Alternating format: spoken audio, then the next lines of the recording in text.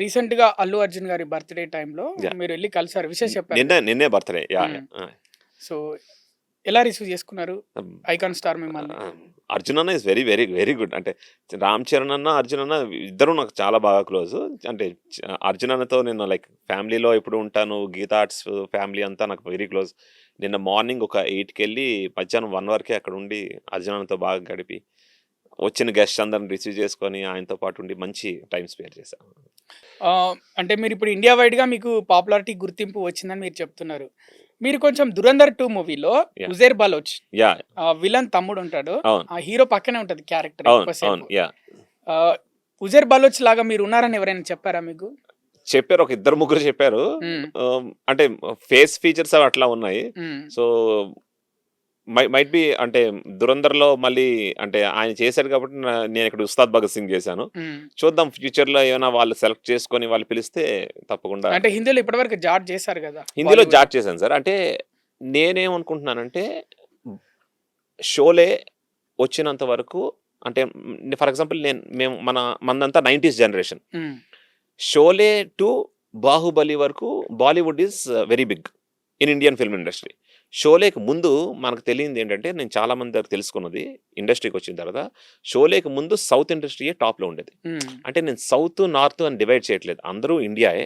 కాకపోతే షోలే టు బాహుబలి ఎక్కువ బిజినెస్ చేసినవి బాలీవుడ్ ఫిల్మ్స్. మ్మ్. బాహుబలి నుంచి everything has got changed. Hmm. So అక్కడ నుంచి బాహుబలి కానీ, పుష్ప కానీ, కేజీఎఫ్ కానీ, కాంతారా కానీ, ఇట్లా triple R. Pushpa, triple R ఇట్లా చెప్పుకుంటూ పోతే ఒక టాప్ దీంట్లో ఉన్నా. ఇప్పుడు నేను ఒక తెలుగు వాడిని అయి ఉండి ఇంతమంది తెలివైన తెలుగు డైరెక్టర్లు ఉంటుండగా చుట్టూ తిరిగి మళ్ళీ నేను టికెట్ వేసుకొని బొంబాయికి వెళ్ళి అక్కడ కూర్చొని అక్కడ ఏదో ఒక ఫ్లాట్ తీసుకొని తెలిసి తెలియని వాళ్ళతో ఉండే కన్నా బాలీవుడ్డే తిరిగి తెలుగు డైరెక్టర్లతో మేము పనిచేస్తాం, తెలుగు డైరెక్టర్లు మాకు ఒక అవకాశం ఇవ్వండి అని పెద్ద పెద్ద స్టార్స్ అడుగుతున్న టైంలో నేను మళ్ళీ బాలీవుడ్ సైడ్ కాన్సన్ట్రేట్ చేసే కన్నా టాలీవుడ్లో ఉండి ఇక్కడ సినిమాలు చేసి బాలీవుడ్ వాళ్ళు పిలిపించుకుంటే చూద్దాం వీలుంటే వస్తాను అనే స్థాయికి వెళ్ళాలన్నది నా కోరిక. అది జరుగుతుంది కూడా. రాబోయే సినిమాలు ఏంటి మీకు ఇప్పుడు యాక్ట్ చేస్తున్న ఇప్పుడు శ్రీనివాస్ మంగాపురం అని అజయ్ భూపతి గారు, మన మహేష్ బాబు గారు అన్న కొడుకు జయకృష్ణ హీరో, అదొకటి విలన్ క్యారెక్టర్ చేస్తున్నారా? యా అందులో విలన్. కర్మస్థలం అని మైథాలజీ ఫిల్మ్, అది విలనే. స్వయంభూ నిఖిల్ అండ్ సంయుక్త మీనన్, సెందిల్ డిఓపి సెందిల్ గారు. స్వయంభూ లేట్ అవుతుందా మూవీ?